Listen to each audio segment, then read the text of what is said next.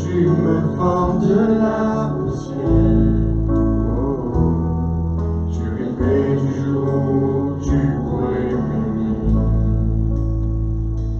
Bien avant les premiers battements de mon cœur, bien avant que je réveille à ta douceur, bien avant mes doutes, mes joies et mes douleurs. Oh, tu rêvais du jour où je pourrais t'aimer. Tu rêvais du jour où je pourrais t'aimer. Abba Père, je suis à toi. Abba Père, je suis à toi. Abba Père, je suis à toi. Abba Père, je suis à toi.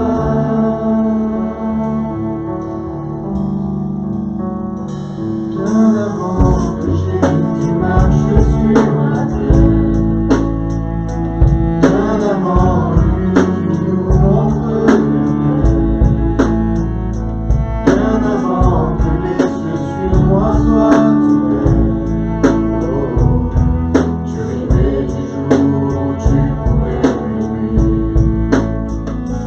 Bien avant que mon péché brise ton cœur, bien avant de couler le sang et la sueur, bien avant les coups, le froid et la douleur. Oh, tu rêvais du jour où je pourrais m'aimer. Tu rêvais du jour où je pourrais t'aimer. Abba Père, je suis à toi.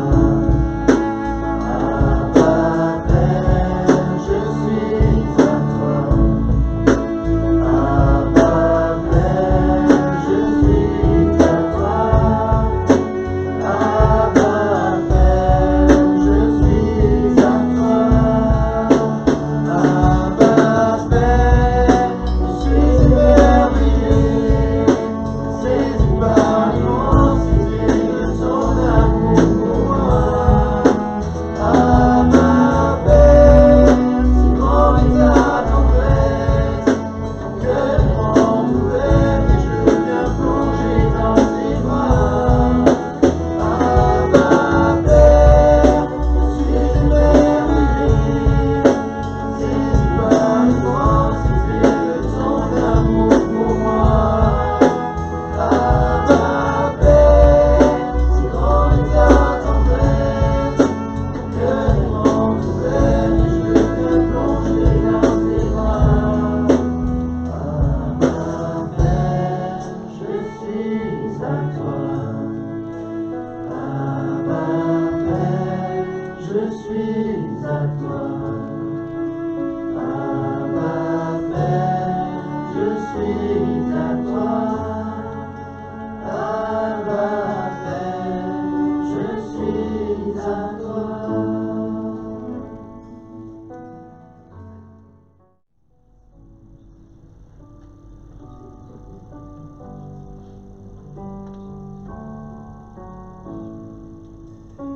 Je viens vers toi, dans le secret, en ta présence, je veux rester.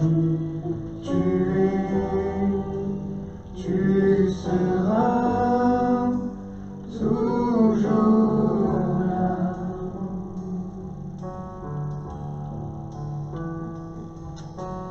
Tout contre toi, près de ton cœur, je veux entendre ta voix, Seigneur. Tu seras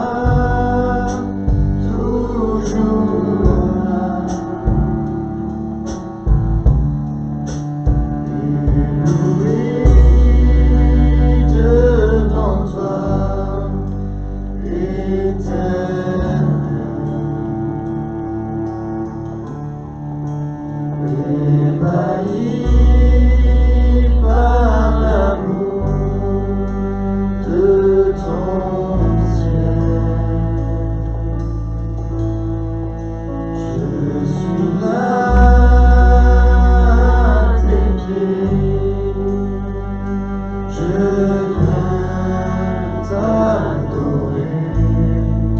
Je désire habiter près de toi.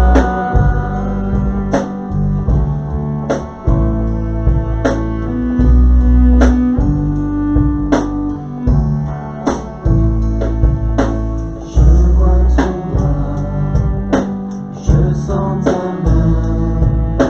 Tu me protèges, tu me soutiens, tu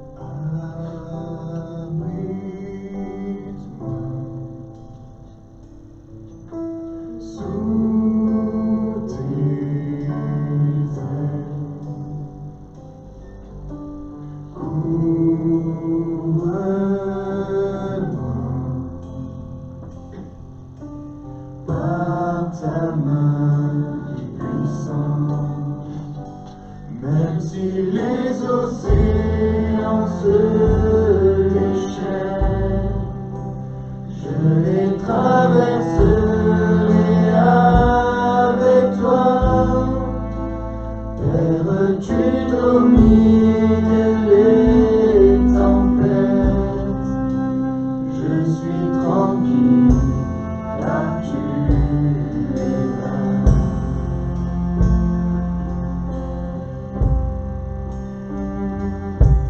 En Jésus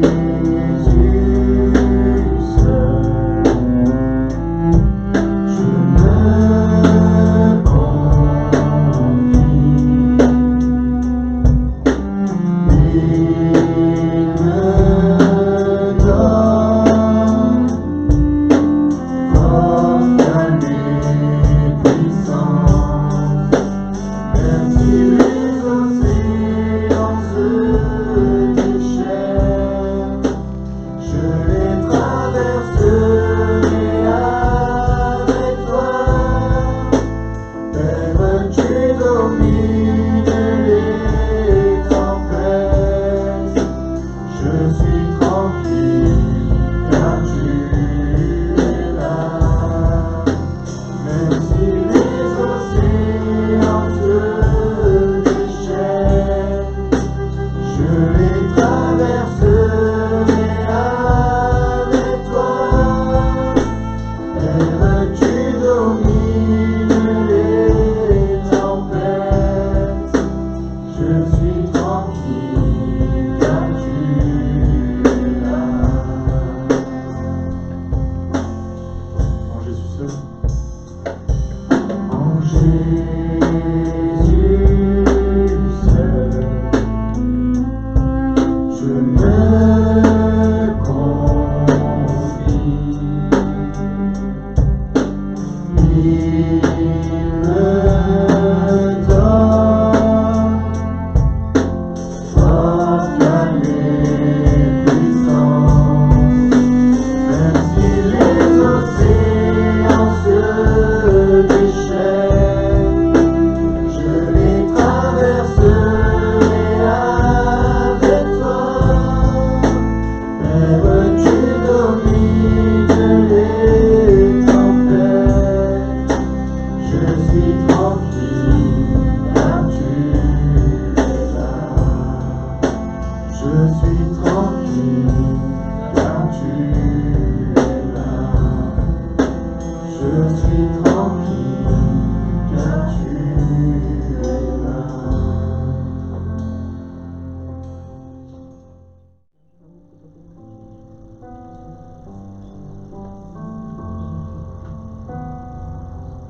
Tu es mon prince de paix qui bouleverse mes peurs, car dans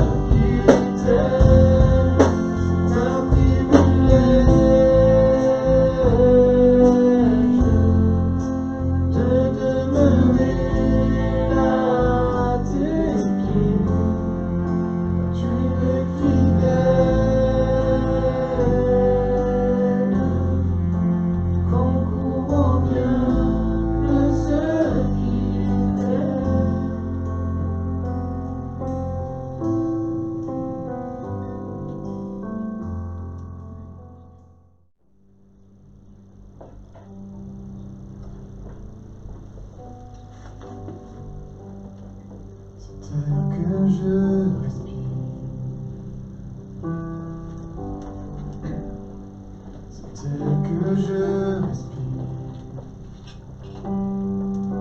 c'est ta présence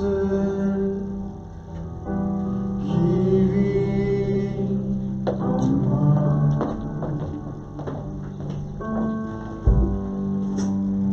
Ce bain jour après jour, ce bain jour après jour, c'est ta parole donnée pour moi et moi.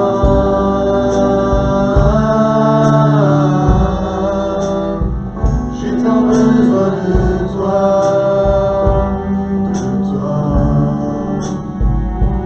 et moi.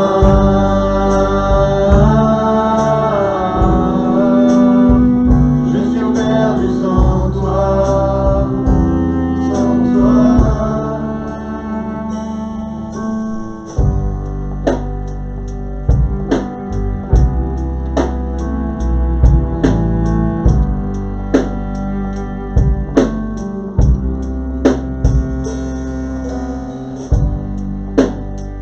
C'est tel que je respire, c'est tel que je respire,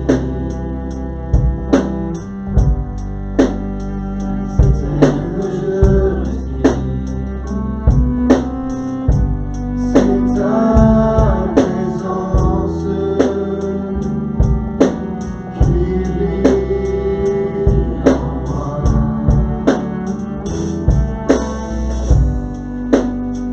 Ce bain jour après jour, ce bain jour après jour, c'est ta parole donnée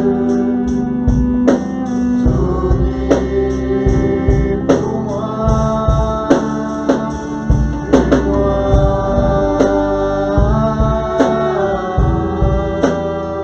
J'ai tant besoin de toi, et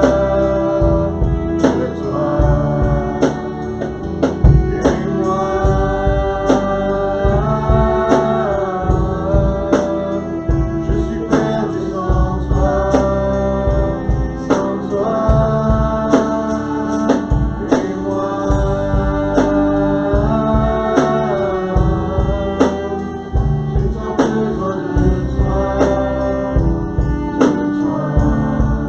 J'ai tant besoin de toi,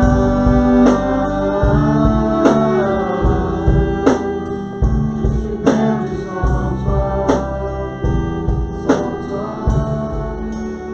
Je suis perdu sans toi, et moi. J'ai tant besoin de toi,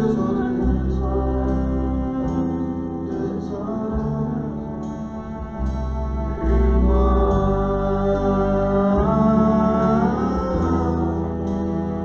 Je suis perdu sans toi, sans toi.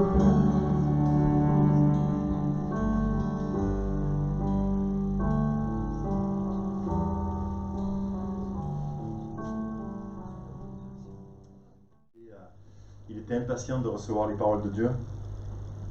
Voilà. Les Hébreux, ils sortaient d'Égypte, hein. Ils avaient été oppressés pendant des années. Et on voit que le peuple, il a vu vraiment Dieu agir. Il a vu Dieu agir avec les plaies d'Égypte, avec vraiment toute la traversée vraiment de la mer Rouge, avec la manne qui était là tous les matins. Donc c'est un peuple qui a vu vraiment la main de Dieu.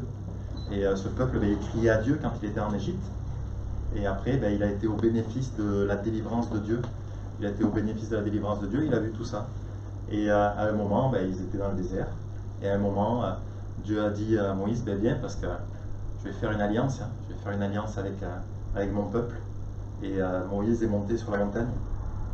Dans Exode 19, il nous est dit, vous serez pour moi un royaume de sacrificateurs et une nation sainte.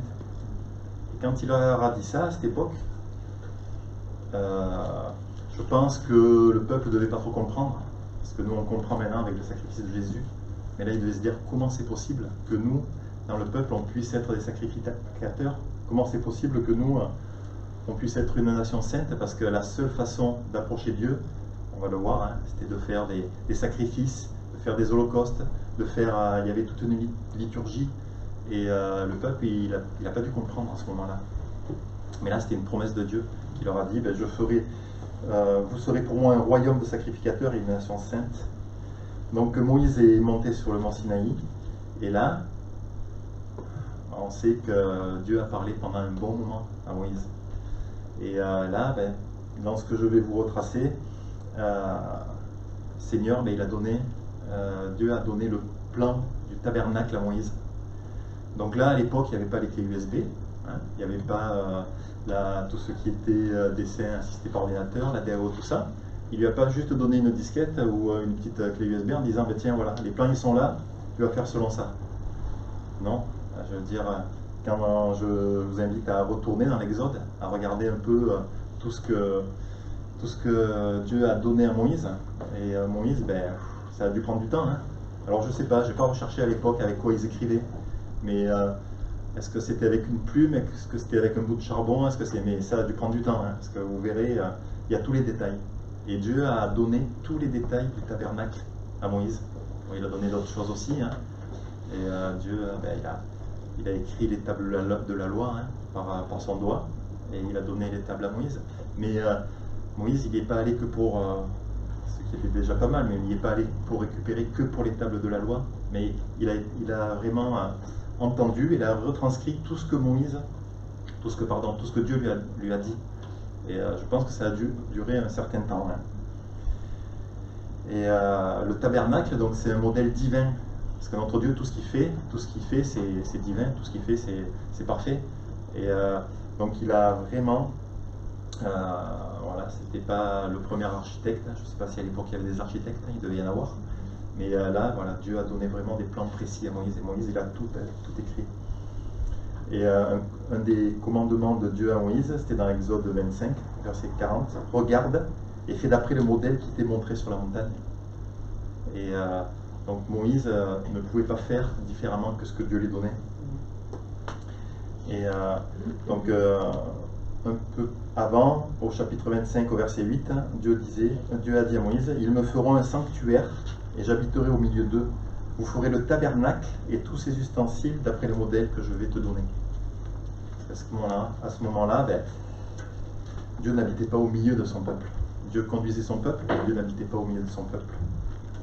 Et Dieu, ben, il a voulu, avec cette alliance, faire vraiment son habitation au milieu de son peuple. Pas le tabernacle dans un coin au fond à droite, non, mais vraiment de construire la maison de Dieu au milieu du peuple. Et donc il y avait le tabernacle, et après il y avait les 12 tribus qui étaient autour. Et chaque fois qu'ils s'arrêtaient, chaque fois qu'il y avait le temps de monter vers le tabernacle, donc la présence de Dieu était au milieu du peuple. Et donc dans Exode 40, il nous est dit que Dieu, ben, il était jour et nuit dans le tabernacle. La journée sous forme d'une nuée et la nuit sous forme de feu. Et quand Dieu décidait que c'était le moment pour le peuple de bouger, ben, la nuée bougeait, et donc hop, il rangeait tout, et il suivait la nuée jusqu'à ce que le Seigneur s'arrête à un moment, et là, ben, il remontait le camp. Mais donc ils étaient à l'écoute, et toute la maison d'Israël, tout le peuple qui était là, parce que je pense que c'est comme nos contemporains, hein, il devait y en avoir qui étaient à fond pour suivre Dieu et pour suivre Moïse dans ce qu'il disait. Je pense que la Bible nous le relate aussi, hein. Il y en a qui râlaient et il y en a qui disaient, attends, qu'est-ce qu'on fait, quoi? Et par contre, aux yeux de tous, ils voyaient cette nuée, aux yeux de tous, ils voyaient ce feu. Et tout le peuple se mettait en marche et tout le peuple suivait. Et chaque fois que Dieu s'arrêtait, ben, il reconstruisait donc, le tabernacle, et il reconstruisait vraiment le camp autour. Dieu était vraiment au centre. Donc le tabernacle, hein, ça veut dire la tente de la rencontre entre l'homme et Dieu. Donc là, c'est pas retour vers le futur, mais je vous invite quelques années en arrière, quelques dizaines, quelques milliers d'années en arrière. Et c'est vrai qu'aujourd'hui, avec le regard qu'on a sur les constructions, avec le regard qu'on a sur la vie qu'on mène, avec le regard qu'on a, je ne sais plus avec qui on discutait, au niveau des distances. niveau des distances, on se dit, ah ben oui, 1200 km par exemple en Bretagne, on dit c'est loin. Si la téléportation existait, ça serait bien. Mais si on se dit, ben, nos ancêtres qui prenaient leur cheval ou qui allaient en charrette pour traverser la France, pour eux, ben, la téléportation, elle existe. Hein, parce que le train, hop, en 8 heures, on fait ou en avion, c'est super rapide. Et à l'époque, je veux dire, quand le peuple devait se mouvoir, devait bouger, c'est pas comme nous aujourd'hui, allez hop, on prend le train, on monte à Paris, ou on va ailleurs. Non, c'était vraiment c'était quelque chose d'énorme. Et quand Dieu disait à son peuple, mais on bouge, il devait y avoir un gros impact. Donc vraiment, les gens qui aiment, le peuple avait confiance, une grosse partie du peuple, et Moïse avait confiance en Dieu et suivait le peuple, et suivait Dieu, pardon. Donc le tabernacle est la tente de la rencontre entre l'homme et de Dieu. Et ça, ben, l'Ancien Testament, moi j'aime bien m'y replonger parce qu'on voit aujourd'hui, et on va le voir ensemble, la grâce que l'on a de s'approcher de Dieu. Parce qu'à l'époque, c'était dur, hein, c'était dur. Hein. Donc il y avait la loi, il y avait un processus, il y avait des choses à faire, il fallait faire un holocauste, il y avait des sacrifices d'animaux, il fallait se laver, il y avait plein de choses à faire, toute une liturgie pour pouvoir rencontrer Dieu. Donc on va voir rapidement la composition du tabernacle.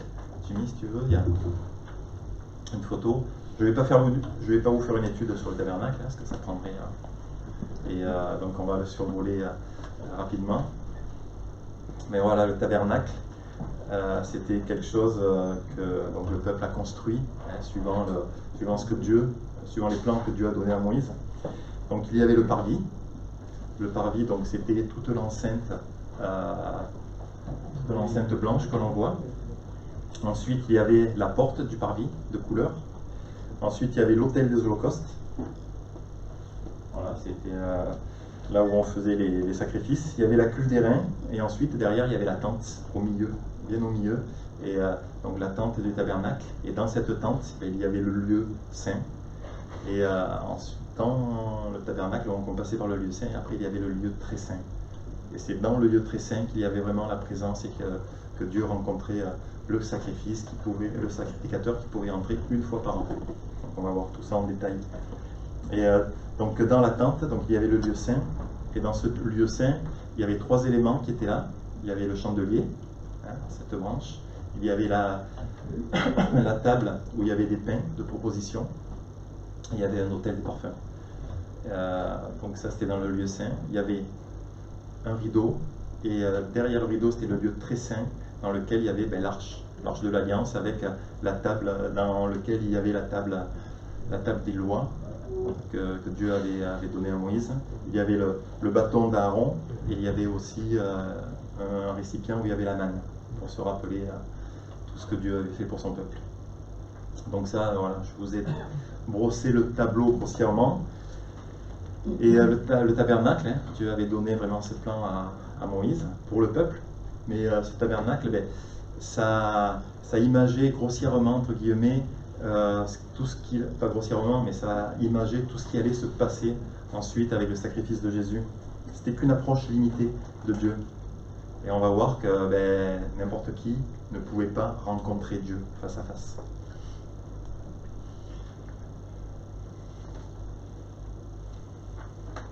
Donc on va regarder un peu, nous, où on en est aujourd'hui. Donc je vais essayer de de ne pas trop vous perdre. Donc si j'en vois qui s'endorment, c'est que je vous aurais perdu. Mais je vais essayer de faire la similitude un peu entre le tabernacle, l'Ancien Testament, et une fois que Jésus est venu, qu'il a donné sa vie pour chacun d'entre nous, et aujourd'hui, qu'est-ce qu'on peut faire et où on peut être dans notre relation avec Dieu. Donc en observant le plan du tabernacle, hein, on voit qu'il y a l'extérieur. Et l'extérieur, c'est là où le peuple était. Après, si on voulait aller vers Dieu, il fallait rentrer donc à l'intérieur. Et à l'intérieur, il y a l'autel, il y a le lieu saint, le lieu très saint. Donc l'extérieur, tout le peuple était à l'extérieur. Et tout le contour du parvis, donc c'était une toile de lin, de fin lin, hein, qui représentait vraiment la pureté de Jésus, qui annonçait la pureté de Jésus et qui qui annonçait aussi la sainteté. Il fallait avoir cette démarche si on voulait rencontrer Dieu, d'accepter la sainteté et vraiment la sainteté de Dieu. C'était une tenture de lin qui faisait 2,50 m de haut. Bon, ça paraît pas très haut, hein, ça fait un peu comme ça, un peu plus haut. Mais dans le camp, à l'époque, c'était très haut, c'était très imposant, parce que c'était des tentes assez basses. Bon, il devait y avoir beaucoup de vent, je sais pas quoi, mais de partout dans le camp, on voyait le tabernacle, il était vraiment au milieu du camp, et on ne voyait que ça. Ça faisait 50 mètres de long, la moitié d'un stade de foot, pour représenter, 50 mètres de long et 25 mètres de large. Et voilà, le tabernacle, il était là, le parvis était au milieu.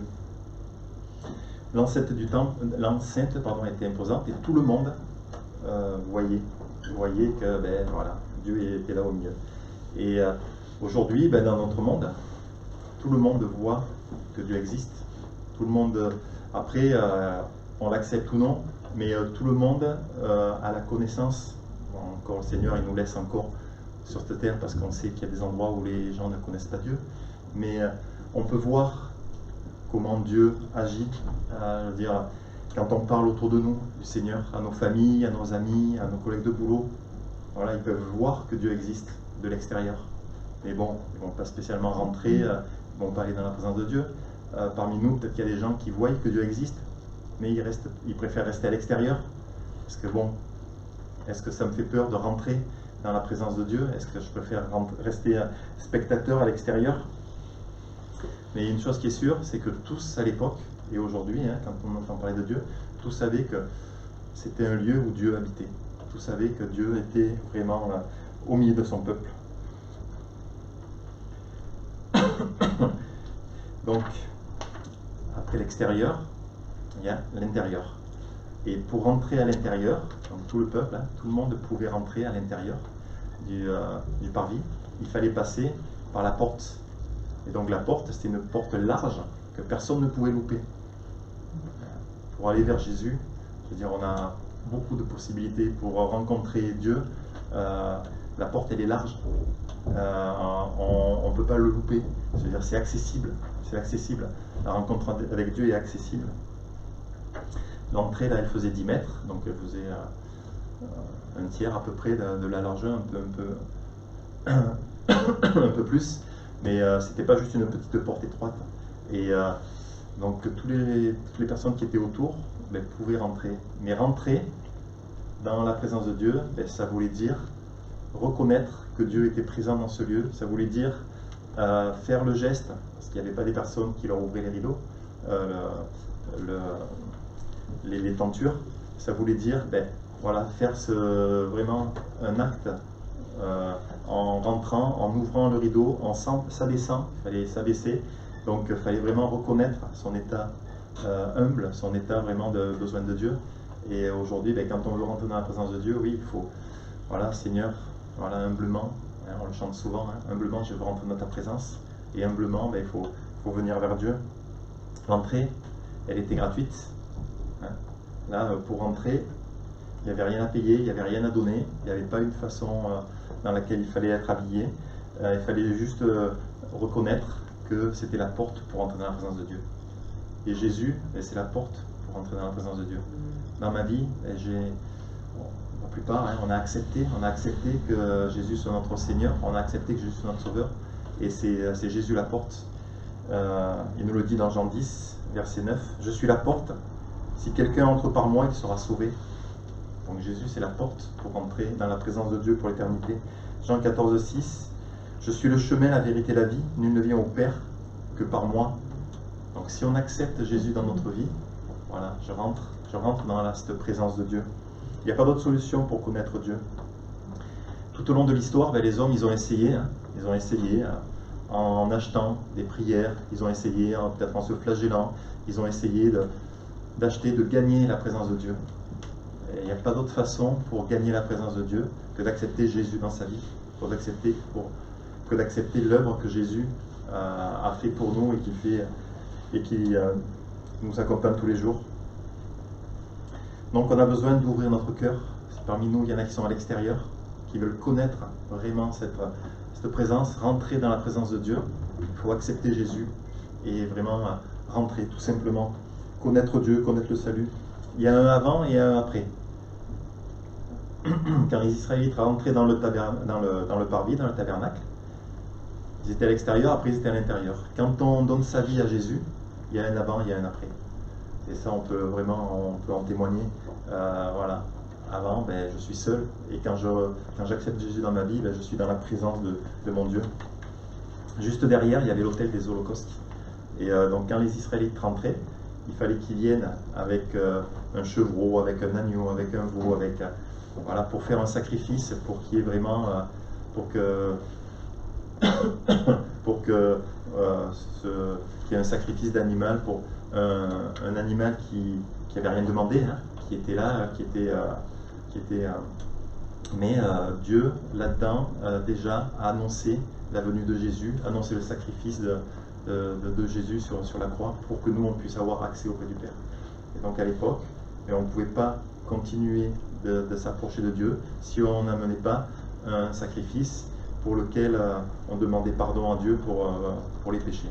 Donc si un homme avait commis des péchés, il rentrait dans la présence de Dieu, il rentrait dans le tabernacle, sur l'Holocauste, il brûlait un animal, c'était un sacrifice, et une fois que ce sacrifice était fait, voilà, il était libéré de ses péchés. Et c'est par là où Dieu pouvait accepter ces hommes. Et ça préfigurait la venue de Jésus, ça préfigurait que Jésus, il a donné son sang, aujourd'hui on n'a plus besoin de ces sacrifices. Et ça, à chaque fois que je lis l'Ancien Testament, je me dis, waouh, merci Seigneur, quoi. Tout ça, on n'a plus tout ça, on a juste à accepter le sacrifice de Jésus. On a partagé le pain, le vin, on a partagé la mort de Jésus, on a partagé sa résurrection, et on a partagé vraiment cet agneau de Dieu, hein, qui s'est donné pour chacun d'entre nous. Et ça, c'est fait une fois pour toutes. Quand j'accepte le sacrifice de Jésus dans ma vie, c'est fait. Voilà. Et je suis au bénéfice de cela. C'est quelque chose de merveilleux. Accepter son état de pécheur, hein, quand on vient à Christ, voilà, il faut qu'on accepte son état de pécheur. Hein, on l'a tous fait. Et s'il y en a encore qui n'ont pas fait cela, ben voilà, acceptons. Et Jésus, ben, lui, il est fidèle, hein, il est juste, hein, et il nous pardonne. Et après, il nous donne tout ce dont on a besoin pour avancer. Ouais, j'avais marqué ça. Parce que des fois, j'ai du mal à le retranscrire, mais voilà, les pécheurs, à l'époque, méritaient la mort, mais Dieu acceptait un sang innocent à la place de celui du pécheur. Voilà, donc c'était la façon pour Dieu que les hommes pouvaient se rapprocher de lui. Et aujourd'hui, ben, comme je disais, comme on partage, aujourd'hui, voilà, merci Seigneur, parce que si j'accepte ce sacrifice de Jésus dans ma vie, ben, j'ai accès auprès du Père. Ensuite, derrière, il y avait la cuve d'airain, une grande cuve. C'est pas trop, il n'y a pas de détails sur la dimension, mais c'était une cuve qui était recouverte d'or, qui brillait, qui reflétait l'état de celui qui avançait, de celui qui s'est approché de cette cuve. Dans la parole, à un endroit, il nous est dit, hein, des fois, à visage découvert, hein, comme dans un miroir, le Seigneur, il nous reflète notre image. Et là, ben, les personnes, les sacrificateurs, qui allaient vers cette grande cuve, ils voyaient dans l'état où ils étaient. Ça préfigurait cela. Quand on va à Jésus, ben, voilà, on ne peut pas se mentir à nous-mêmes. Si on est sincère, et quand on va à Jésus, on est sincère, il nous montre dans quel état on est. Et là, à ce moment-là, ben, voilà, la seule chose qu'on peut faire, Seigneur, purifie mes mains, sanctifie mes mains. Et là, ben, les sacrificateurs se lavaient les mains, se lavaient les pieds, se purifiaient. Et nous, quand on vient à Jésus, ben, voilà, c'est lui qui purifie nos cœurs, c'est lui qui purifie nos pensées, c'est lui qui purifie notre âme. Et on a besoin de cela pour s'approcher de Jésus. Dans 1 Corinthiens, au chapitre 1, au verset 30, il nous est dit, en lui se trouve pour nous l'acquittement, la purification et la libération du péché. Donc nous, on n'a plus à se laver avec cette eau qui était dans cette cuve, mais c'est Jésus qui, pour nous, purifie nos cœurs. Il nous aime, il nous a délivrés de nos péchés par son sacrifice. Il a fait de nous un peuple de rois, des prêtres, au service de Dieu son Père. Et chacun, on peut s'avancer, on peut rentrer dans la présence de Dieu. On n'est pas obligé de passer par les sacrificateurs, parce que là, les Israélites pouvaient rentrer, pouvaient faire leur holocauste, leur sacrifice, mais après, pour rentrer dans le lieu saint, il n'y avait que les sacrificateurs, il n'y a qu'eux qui pouvaient se laver, se purifier pour aller plus loin. Et là aujourd'hui, ben, chacun, on est ces sacrificateurs, et chacun, ben, voilà, Seigneur, purifie nos vies pour qu'on aille plus loin. Jésus a demandé aussi au Père, hein, Père, sanctifie-les par ta vérité, ta parole est la vérité. Donc la parole de Dieu, elle nous purifie. Si on ne se plonge pas dans la parole de Dieu, si on n'est pas nourri de la parole de Dieu, on ne sera pas purifié pleinement, et on ne sera pas purifié tout simplement. Ta parole est la vérité, et sanctifie-les par ta vérité. Donc le Seigneur, on a besoin vraiment de plonger nos regards dans la parole de Dieu. Merci Saint-Esprit parce que tu nous conduis dans plein de choses. Merci pour les choses qu'on reçoit, le dimanche, le samedi, pour les messages qu'on écoute, mais on a besoin de cette parole dans nos vies. Et voilà, je m'invite et je vous invite vraiment à plonger nos regards dans la parole de Dieu. Certains restent à l'extérieur, hein. Ça on l'a compris, et aujourd'hui aussi, hein, tous les gens qui sont autour de nous, il y en a beaucoup qui restent à l'extérieur de cette présence de Dieu. D'autres, donc ceux qui sont à l'extérieur, ils ne sont ni pardonnés, ni sauvés, ils n'acceptent pas le sacrifice de Jésus. D'autres rentrent, acceptent vraiment le sacrifice de Jésus, acceptent que leur péché soit pardonné, acceptent que leur cœur soit purifié, mais restent là après, voilà, dans la présence de Dieu, mais il y a une autre étape et le Seigneur il veut nous amener plus loin. Et aujourd'hui, s'il y en a qui sont juste là, le Seigneur il veut t'amener dans le lieu saint, dans le lieu saint. Voilà, entrer dans la tente, s'approcher de plus en plus de Dieu. Et comme on l'a lu, on est tous des sacrificateurs et aujourd'hui on a tous vraiment ce privilège de rentrer dans ce lieu saint. Donc là, comme je vous ai dit, dans le lieu saint, il y avait la lampe. Jésus, c'est la lumière. Hein. Je suis la lumière du monde, dit Jésus. Celui qui me suit ne marchera pas dans la nuit. Et aujourd'hui, si tu manques de luminosité, si tu ne sais pas où tu vas, voilà, rentre dans la présence de Jésus. Et lui, il va t'éclairer. Jésus est la lumière du monde. Si on voit bien autour de nous, hein, on veut vraiment prier pour tous ces hommes qui nous dirigent. Mais waouh, comment on voit qu'ils sont dans la nuit, comment on voit que peut-être qu'ils ont une lampe et ils marchent, ils ne savent pas où ils vont, quoi. Et Seigneur, bénis ces hommes. Et nous, dans nos vies, si voilà, il y a des choses dans votre vie, vous ne savez pas trop où vous allez, vous ne voyez pas plus loin que le bout de vos chaussures, Seigneur, vraiment, faites ce pas de foi, de rentrer de plus en plus dans la présence de Dieu. Et Jésus, voilà, c'est la lumière. Donc, dans la lumière, on sait où on va. Hein. On sait où on va et le Seigneur il nous donne des convictions. Il y avait une table avec les pains de proposition et Jésus nous a dit aussi, je suis le pain qui donne la vie. Celui qui vient à moi n'aura plus jamais faim. Voilà. Quand on vient à Jésus, il comble notre corps, il comble surtout notre cœur. Comme le pain comble le corps, Jésus comble le cœur et comble les manquements, toutes les questions qu'il peut y avoir. Donc, venons à Jésus, prenons vraiment Jésus comme ce pain de vie qui rassasie notre âme. Qu'au bout de notre vie, on puisse dire, comme des hommes de Dieu, hein, je suis rassasié et de toutes les années passées, je suis rassasié de ce que j'ai fait sur cette terre. Alors que vraiment, on puisse être rassasié de ce que le Seigneur nous demande de faire sur cette terre aussi. Qu'on puisse ne pas passer à côté de choses. Il y avait l'autel des parfums, où il y avait de l'encens qui était versé dessus, et nuit et jour. Donc ça a symbolisé les prières et la reconnaissance qui montaient à Dieu. Et nous n'hésitons pas à parler à notre Dieu, n'hésitons pas matin, soir, midi, tout au long de la journée, que notre reconnaissance elle monte à Dieu, que nos prières elles montent à Dieu. Et voilà, que toute la journée on puisse alimenter cet autel. Et pas seulement les sacrifices, mais tous, pas seulement que les sacrificateurs, mais tous, on est tous sacrificateurs. Et ensuite, donc, il y avait un rideau encore plus lourd que les autres, qui était brodé de la même couleur que le... Je suis pas parti, je laisse de côté la signification des couleurs, on verra peut-être une prochaine fois ou quoi, parce que vous verrez le tabernacle, il y a énormément de choses qui retranscrivent la vie de Jésus, et il y a beaucoup de symboles, et c'est super riche.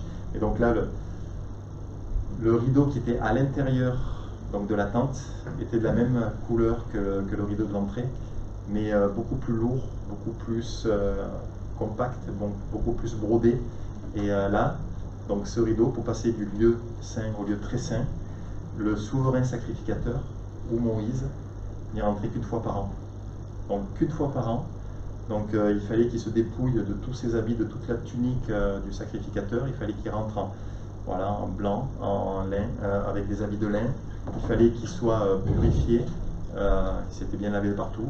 Et il fallait qu'il rentre avec du sang d'un sacrifice pour pouvoir rentrer dans la présence de Dieu, ce qui préfigurait déjà le sacrifice de Jésus. Et c'était un endroit où ils rencontraient Dieu et où Dieu leur parlait. C'est de là que je communiquerai tous mes ordres pour les Israélites, Dieu leur avait dit, dans Exode 25 au chapitre 22. Donc, une fois que Moïse avait rencontré Dieu sur le mont Sinaï, après, Dieu s'adressait à son peuple une fois par an, quand le souverain sacrificateur rentrait dans ce lieu très saint. Et donc, il fallait se soulever ce rideau, il fallait rentrer, et c'était quelque chose de très, très compliqué. Et là, vous voyez où je veux en venir, hein, quand Jésus a donné sa vie pour nous, pour chacun d'entre nous sur la croix. Il y a eu un moment où Jésus a rendu sa vie d'homme, et là le rideau s'est coupé de haut en bas, et ça veut dire qu'aujourd'hui on a ce libre accès vraiment auprès du Père dans ce lieu très saint, À la crucifixion de Jésus, dans Matthieu 27 au chapitre 50, il nous est relaté: Jésus poussa de nouveau un grand cri et rendit l'esprit. Et voici que le voile du temple se déchira en deux, depuis le haut jusqu'en bas. La terre trembla, les rochers se fendirent. Grâce à l'œuvre de Jésus, plus de barrières, plus de choses infranchissables à passer. Non, aujourd'hui, on a vraiment cet accès auprès du Père, et tous les jours, chaque instant de notre vie. Et avant, sur mes notes, j'avais vraiment fait un grand trait où il y avait le souverain sacrificateur, où il y avait les prières au nom du peuple, ce qu'il faisait, et la présence de Dieu, avec l'alliance, avec l'étape de la loi. Et maintenant, par le sacrifice de Jésus, ce rideau qui était infranchissable par la condition pécheresse du peuple, aujourd'hui, nous, en acceptant Jésus, on peut rentrer dans la présence de Dieu. Et ce matin, vraiment, merci Seigneur, car en tant que peuple, on était dans la présence de notre Dieu.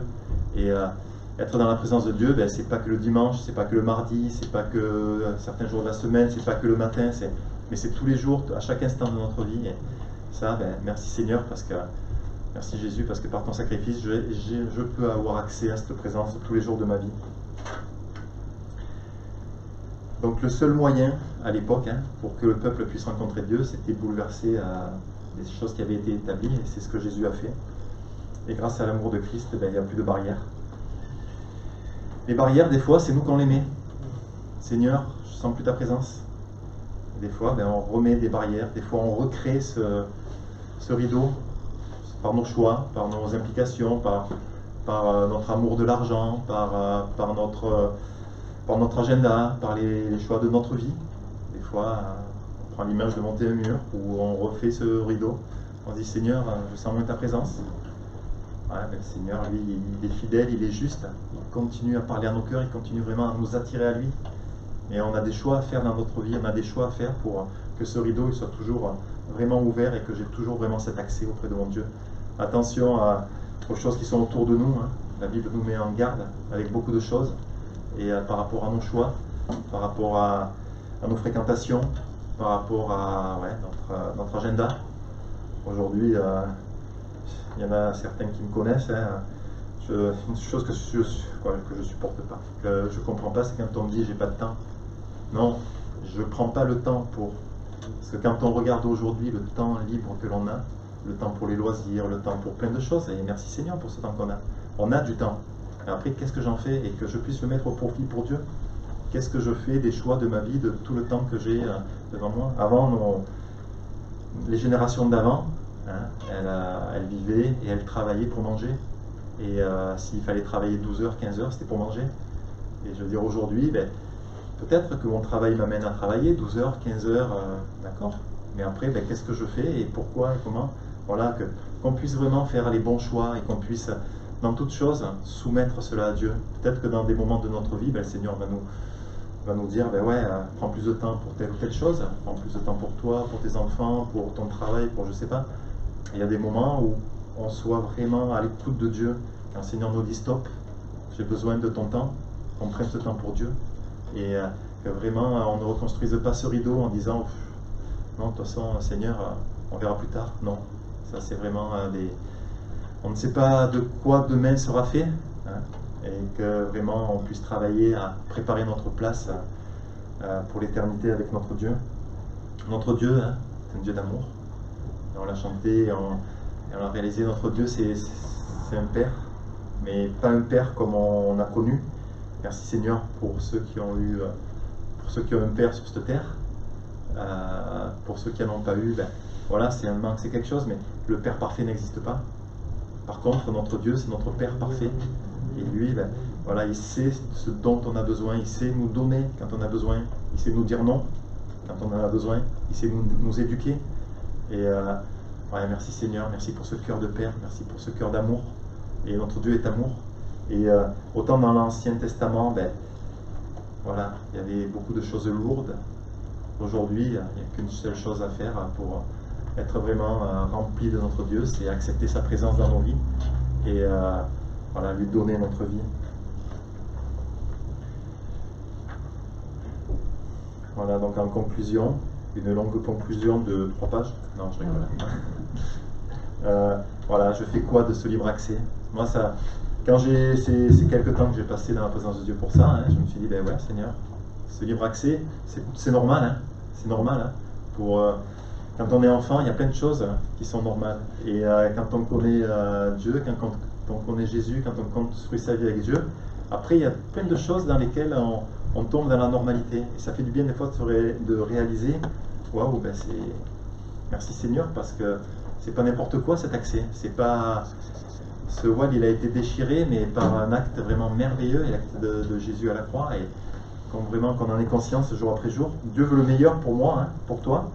Et aujourd'hui, je suis où? Aujourd'hui, tu es où? Est-ce que tu es à l'extérieur du tabernacle en spectateur? Dieu t'invite à venir à lui, simplement, hein, dans un cœur repentant, confiant, humble. Et tu verras, tu ne seras pas déçu parce que le Seigneur, il va t'attirer à toi encore plus vite. Est-ce que je suis dans le parvis? Je sais que je suis sauvé, pardonné, ça me suffit. Voilà, Seigneur, je suis rentré dans ta présence, je connais ta présence, je suis sauvé, pardonné, ça me suffit, mais Dieu, il veut te faire connaître encore plus. Il veut vraiment t'accueillir dans le lieu saint, entrer dans le lieu saint pour nous nourrir de sa vie, pour être éclairé de sa vie, parce que le Seigneur veut éclairer notre vie, comme on l'a vu. Le Seigneur, il veut qu'on soit un parfum agréable, que nos louanges soient un parfum agréable à notre Dieu. Et comme ce petit autel qui était là, où brûler l'encens, que notre vie, voilà, chaque jour, chaque heure, chaque seconde, que notre vie ait vraiment une agréable odeur à notre Dieu. Que ma prière monte à Dieu. Vivre simplement dans sa présence et le lieu très saint. Seigneur, voilà, à n'importe quel moment, et c'est pour ça que Jésus a donné sa vie, être dans ce lieu très saint et simplement contempler la gloire de notre Dieu, serrer la parole qui était dans cette arche, là, serrer la parole de notre Dieu dans notre cœur, et elle nous rendra de plus en plus à l'image de notre Dieu, communion étroite avec notre Dieu tous les jours. Et ça, ne nous laissons pas voler des moments que le Seigneur nous donne avec lui. Voilà, vous savez ce que c'est, hein, la vie, hein. Il y a plein de choses qui sont là, il y a plein d'opportunités, mais les moments précieux que le Seigneur nous demande avec lui, ne nous les laissons pas voler. S'appuyer sur sa parole qui est vivante, c'est quelque chose, que ce soit dans l'Ancien Testament, et je vous dis, moi avant, quoi, pas mal de fois j'ai lu l'Exode et la description du temple, c'est plutôt rébarbatif, hein. Mais on se dit, waouh, il y a tellement de choses qui annonçaient tellement de choses à venir et qui sont arrivées. Et dans l'Ancien Testament, il y a tellement de choses encore qui sont là et qui annoncent des choses à venir. Merci Seigneur, hein. Merci Seigneur pour la richesse de ta parole. Se laisser transformer, et comme Moïse, quand il était dans la présence de Dieu, après, il avait une caractéristique quand il retournait vers les autres. Il rayonnait de la gloire de Dieu. Seigneur, quand je suis dans ta présence, que je puisse rayonner de la gloire de Dieu autour de moi. On veut témoigner de notre Dieu, on veut parler de tout ce que le Seigneur fait pour nous, autour de nous. Et si on est pleinement dans la présence de Dieu, Seigneur, voilà, que je puisse simplement rayonner ta gloire. Et les gens seront attirés à Jésus parce que le Seigneur mettra met dans nos vies. Voilà, on va simplement remettre encore ces instants au Seigneur. On prend un dernier chant pour clôturer, ouais. Après, on prend un dernier chant et on se quittera là-dessus. Que vraiment, voilà, que vous puissiez voir où vous en êtes aujourd'hui et simplement, que je puisse voir aussi où j'en suis aujourd'hui, hein, je me mets dans l'eau. Mais simplement, ce qui est bon, c'est que, et ce qui est super, c'est que notre Dieu, ben, c'est pas un Dieu qui, comme je dis souvent, hein, qui met le doigt pour accuser, qui met le doigt pour mettre le terme m'échappe, mais pour nous culpabiliser, voilà. Notre Dieu n'est pas un Dieu de culpabilité, c'est l'ennemi qui vient des fois. Et non, mais le Seigneur, lui, veut nous faire grandir, il veut nous rapprocher de lui. Alors des fois, quand il nous interpelle, ben, ayons vraiment cette oreille attentive et ayons vraiment cette mise en pratique pour aller plus loin dans la présence de notre Dieu. Amen. Ouais, Seigneur, vraiment, nous t'apportons nos vies, je t'apporte mes frères, mes sœurs, je t'apporte ma vie. Et merci, mon roi, c'est vrai, pour toutes ce tabernacle, pour ces choses que tu as données à ton peuple à l'époque.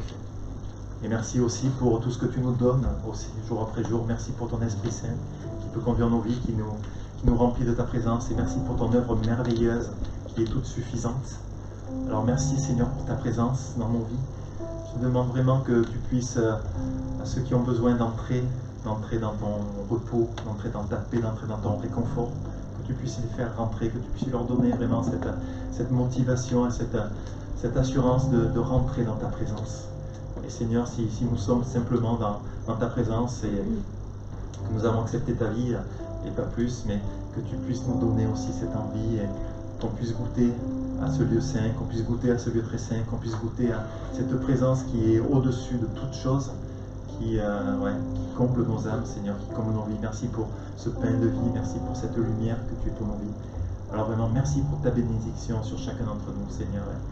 Que vraiment ta bénédiction aussi puisse refléter, Seigneur, ta gloire dans chacune de nos vies et que par cela, tous ceux qui sont autour de nous, qui ont besoin de toi, puissent te rencontrer, Père. Alors oui, merci pour ton action et merci encore pour cette journée, Père. Amen. Voilà, soyez bénis et continuons à nous rapprocher de notre Dieu. Amen. Ce dernier chant qui nous dit mon seul désir, c'est seulement d'être là où tu es. Et pas seulement d'être là où je vois Jésus, mais d'être là où il est même.